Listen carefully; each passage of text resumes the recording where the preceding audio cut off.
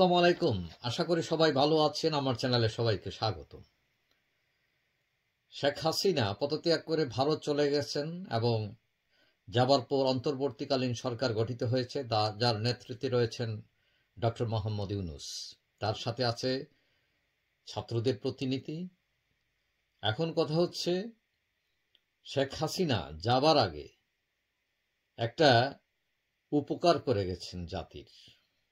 সেই উপকারটা কি একটু পরে বলি। আমরা গতকাল দেখলাম যে সাবেক একজন সচিব শাহ কামাল, তার বাড়িতে ৩ কোটি টাকার নগদ পাওয়া গেছে এবং ১০ লাখ টাকার বৈদেশিক মুদ্রা। এখানে আরেকটা ভিডিওতে দেখলাম যে যারা আইনশৃঙ্খলা রক্ষাকারী বাহিনীকে খবর দিয়ে এনেছেন, তারা অভিযোগ করেছেন যে আইনশৃঙ্খলা রক্ষাকারী বাহিনী এসে ব্যাগ ভর্তি করে ৫০০-১,০০০ টাকার নোট নিয়ে তারা অনেকে উধাও হয়ে গেছেন, অর্থাৎ রক্ষকই বক্ষক হয়ে গেছেন। এখন ডাকাত ধরতে গিয়ে নিজেই যদি ডাকাত সেজে যান, তাহলে তো সমস্যা, মানে বেড়ায় ঘাস খেয়ে ফেলার মতো অবস্থা। তো এখন কথা হচ্ছে যে যারা ডাকাত আছেন তাদেরকে ধরতে হবে, এবং ডাকাতের উপর যদি আরো কেউ ডাকাত সাজে তাহলে একে ১০ বছর জেল দিলে ওকে ২০ বছর দেওয়া দরকার। এখন কথা হচ্ছে, অনেকেই দেশ ছেড়ে পালিয়েছেন, আবার অনেকেই দেশে আছেন। এখানে বিভিন্ন ক্যাটাগরির আছেন। মূলত এইসব ডাকাতরা বেশিরভাগই রাজনীতিবিদ, আমলা, অসাধু ব্যবসায়ী। এদেরকে একটা টাস্ক ফোর্স করে এদেরকে জব্দ করা দরকার, আইনের আওতায় আনা দরকার। তারা যে সব সম্পদ বানিয়েছেন অবৈধভাবে, সেগুলো রাষ্ট্রের হেফাজতে দেওয়া উচিত। সেখানে সেনাবাহিনীও ভূমিকা পালন করতে পারে। যে কথা বলছিলাম, যে শেখ হাসিনা দেশ ছেড়ে চলে যাবার আগে একটা উপকার করে গেছে। সেটা হলো কি, শেখ হাসিনা যে চলে যাবেন, পালিয়ে যাবেন বা পদত্যাগ করে চলে যাবেন, দেশ ছেড়ে যাবেন, সেটা কিন্তু কেউ টেরই পায় নাই, অনেকেই টেরই পায় নাই। খুব কম সংখ্যক, খুবই ধূর্ত প্রকৃতির যারা, ২-১ জন হয়তো পালিয়েছেন, কিন্তু বেশিরভাগই এটা আঁচ করতে পারেন নাই যে সরকারের পতন হবে।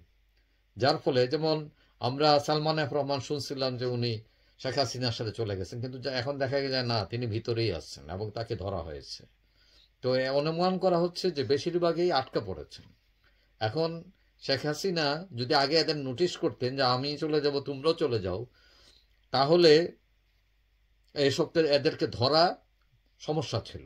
সুতরাং তিনি অবচেতন মন ভাবে হলেও এই উপকারটা করে গেছেন যে ওইসব নিজে পালিয়েছেন ঠিক, কিন্তু ওদেরকে পালাতে সাহায্য করেন নাই, অর্থাৎ তারা আটকে গেছেন।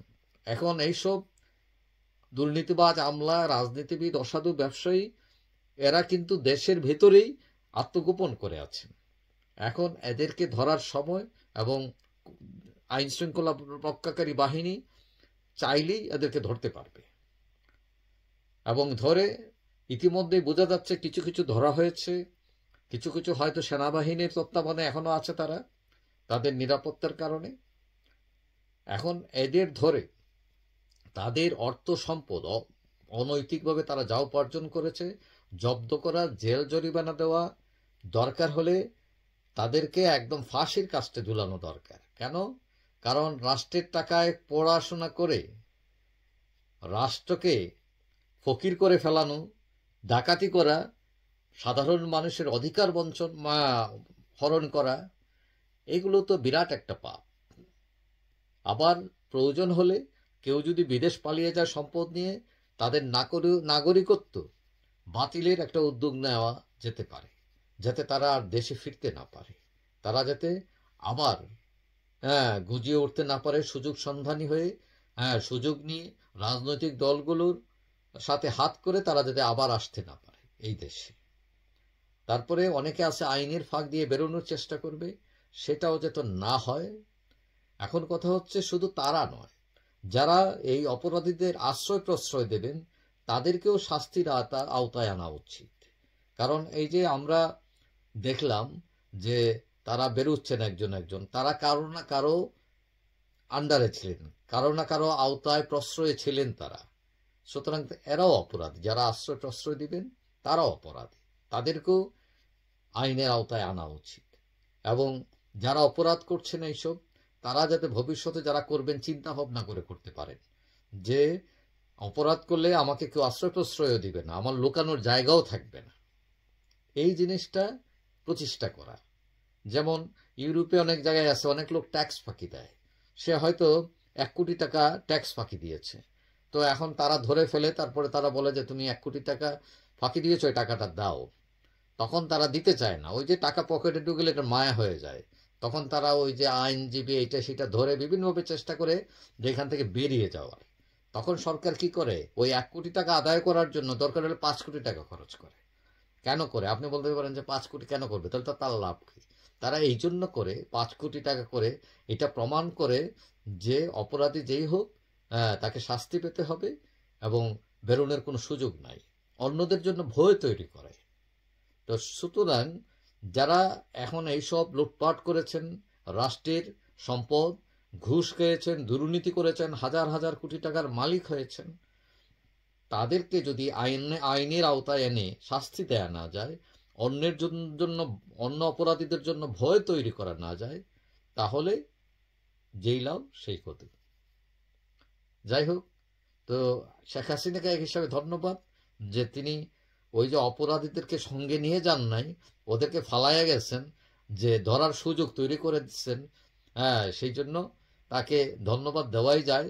তার হঠাৎ করে চলে যাওয়া, ক্ষমতা থেকে চলে যাওয়া, এটা একদিকে পজিটিভ এই রাষ্ট্রের জন্য, কারণ আমরা ওই চোরদেরকে হাতের নাগালের মধ্যে পেয়েছি, এরা বেরিয়ে যেতে পারে নাই, মানে 90% বেরিয়ে যেতে পারে নাই বলে অনেকেই মনে করে। যাই হোক, তাদেরকে শাস্তির আওতায় আনা হোক এবং জনগণের